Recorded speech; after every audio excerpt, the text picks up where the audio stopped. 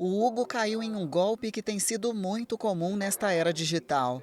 Ao tentar acessar a segunda via de um boleto com vencimento naquele dia, a pressa não o deixou perceber os diversos indícios de falsificação. Eu entrei no site e no site eu não consegui logar por algum erro de sistema. Talvez podia ser muita gente entrando também, era no dia do vencimento. E aí eu fui procurar no Google outras formas de conseguir olhar onde eu consigo a segunda via nesse boleto, que também não tinha recebido no e-mail.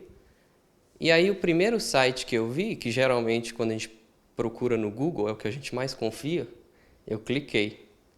E aí o site, eu não lembro como é que era direitinho, mas sim, para mim, e na verdade eu sou até bem suspeito com essas coisas, mas no dia, pela urgência, pelo tanto de coisa que eu tinha para fazer, ficou parecendo bem autêntico, assim, vamos falar. Repare no site oficial e no falso, são praticamente iguais, mas algumas perguntas incomuns levantaram suspeita, sem acender o alerta de crime. No que ela pediu as informações é o nome, o CPF da pessoa e uma coisa que eu achei engraçado é o valor.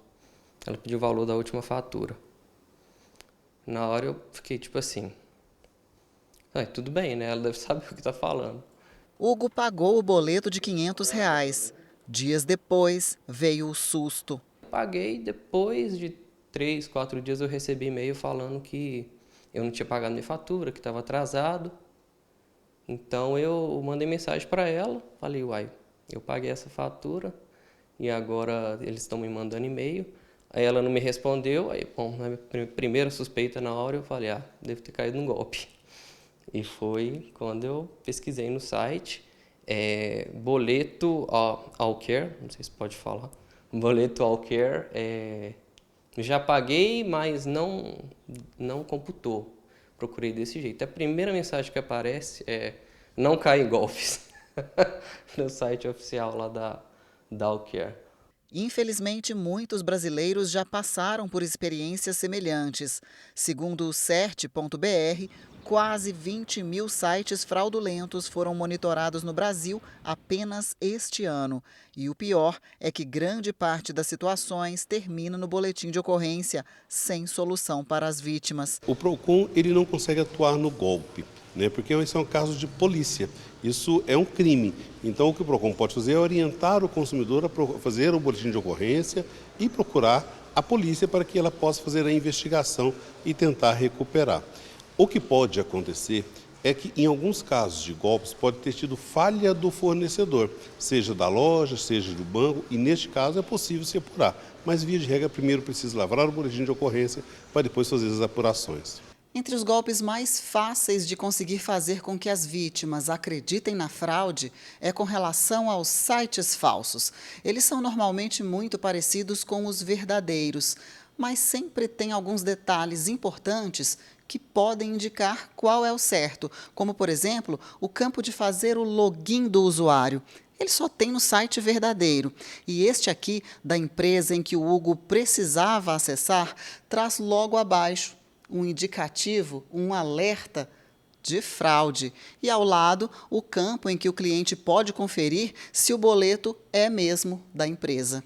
Sites falsos incluem algumas características na sua composição que às vezes são fáceis de ser identificadas e às vezes não, incluindo alterações na URL, trocando letras por números e vice-versa, às vezes incluindo caracteres adicionais, sempre tentando imitar o site original.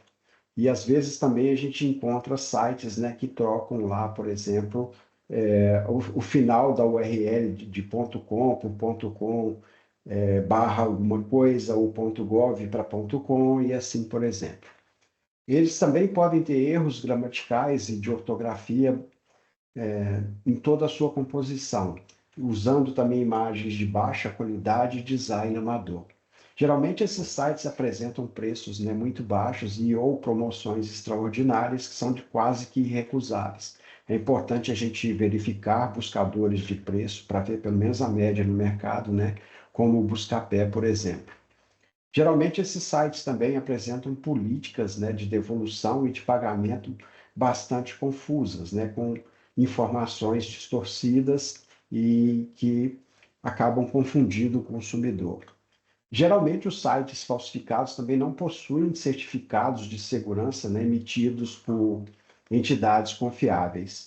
Quando possuem esse tipo de certificado, né, é recomendável que a gente clique nesse certificado e veja a origem desse certificado, data de emissão e assim por diante, né? Depois eu fui descobrir que os 3 primeiros sites que o Google promove, que eles pagam para ser promovidos pelo Google, eram sites falsos, né? Pra gente clicar errado mesmo.